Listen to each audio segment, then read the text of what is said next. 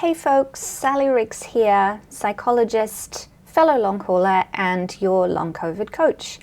And welcome to another Wellness Wednesday. Now, I am not feeling great today, and I share that with you not because I need you to send me lovely messages, although obviously I enormously appreciate that when you do.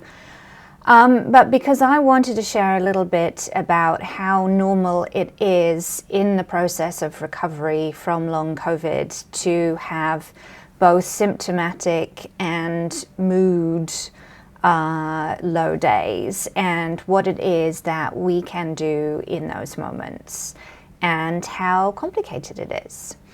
So I have been a little bit low energy for about the last week, more than a little bit low energy, and I put that down to some personnel issues in my business that have been ongoing and a little bit stressful. And last week I was trying very hard to lean into it, and I gave myself permission to sit on the couch quite a lot rather than doing other things, and allowing what I thought was the freeze response that was coming on to kind of move through. But I've also been dealing with some ongoing nausea, which I had originally put down to starting the SSP again, and also some other GI symptoms, which for me have been ongoing for a very long time.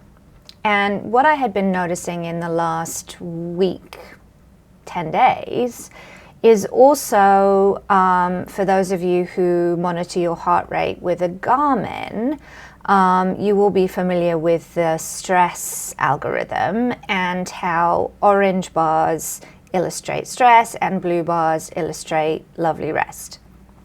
And I've been noticing a lot of the nights this week that I have had gold bars most of the night, and waking up in the morning that my body battery has not recharged more than 55-60%, which for me more recently I had been getting much closer to 100% overnight.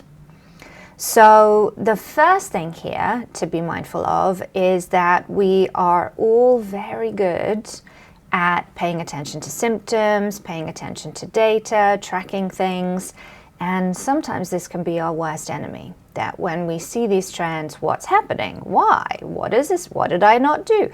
All of these things can trigger self-critical thoughts. And yesterday, I had a really big bout of nausea, and then I had a second one in the evening, which I have not had before.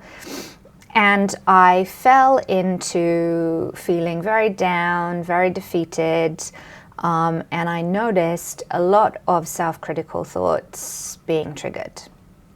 When I woke up this morning, still very low mood, and so I decided, instead of doing a little bit of strength training like I often do on a Monday morning, I would skip that and do some journaling. And many of you have heard me talk about journaling before. The format that I like to use is one borrowed from Nicole Sachs, who is a social worker who works on chronic pain. And she calls it journal speak. And she recommends opening a blank Word document, just typing all the thoughts that are in your mind, all the feelings, stream of consciousness for about 20 minutes in order to move the feelings and the thoughts through. So I opened up a blank work document, and lo and behold, lots and lots and lots and lots and lots of self-critical thoughts.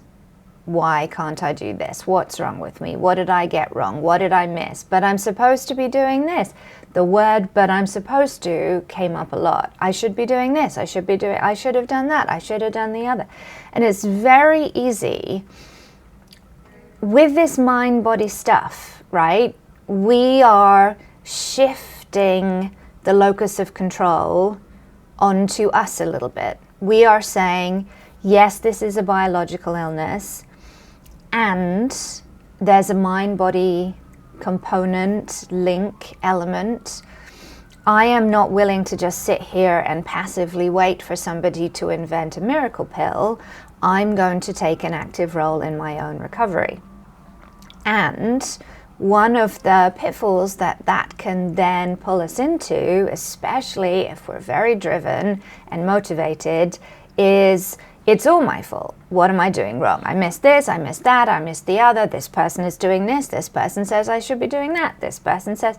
So on that journal sheet of paper, I just got all of those thoughts out. And I was really aware of intense sadness just coming over my body. And of course, I don't like feeling sad. It's really uncomfortable. And the usual, I've got things to do, I don't have time to sit around and be sad. And I don't know about you, but I have gotten very good in my lifetime at being busy as a way of managing my mood. And so I caught myself and I said, no, Sally, you are meant to be sad today. And so I actually opened up the photos in my phone and I went back to 2018, good old pre-COVID, the good old days, and I scrolled through and it all made me really, really, really, really sad. And I felt that sadness and it was really helpful. And I've just been sitting here with the things that I need to be doing for my work this morning, as much as possible, just allowing myself to also feel really sad.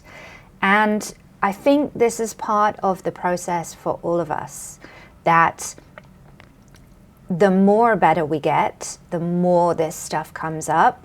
But even in the midst of the awfulness, this stuff comes up.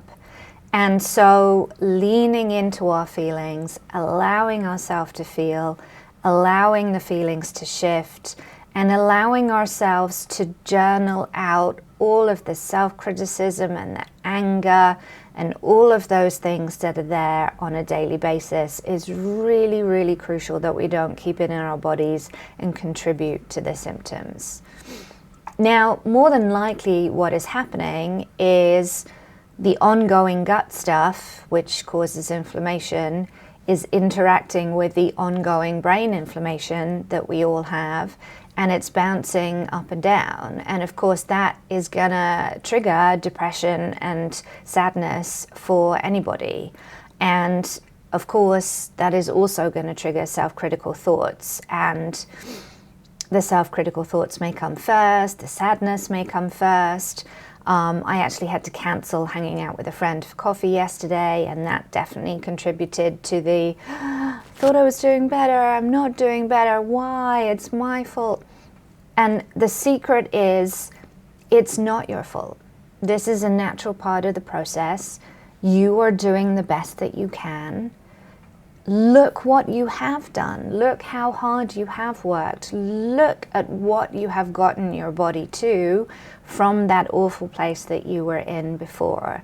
And you will keep going and you will get there. And in the meantime, it's okay to feel what you feel. So that's a little bit of where I am today. And in all honesty, the sadness is moving through and there may be more waves of it. And if there are, that's okay. I'm just going to go with them. And if that's how you are feeling right now or a few days ago, you have a sense now of that's valid and some strategies that you can utilize. And if this comes up for you in the next few days or next week, you will also know that it's valid and have some strategies. This, as I say time and time again, is an awful illness, and the solutions are not simple, and we do kind of cycle around. We think we've learned something, we think we've got the solutions, and then it comes back around again and we have to do it again. And that's okay, because we are resilient, and look how far we have come, and all of this is a learning process, and that I can lean into. And as I'm saying that now, the gratitude that I was lacking this morning, and I wrote out, I'm supposed to have gratitude, why can I not have gratitude? It's showing up a little bit now. And so That's the thing, right? We can't force it. We can't use toxic positivity. We can't turn that frown upside down. If you're feeling shit, you're feeling shit, and that's okay. But it will cycle back around again.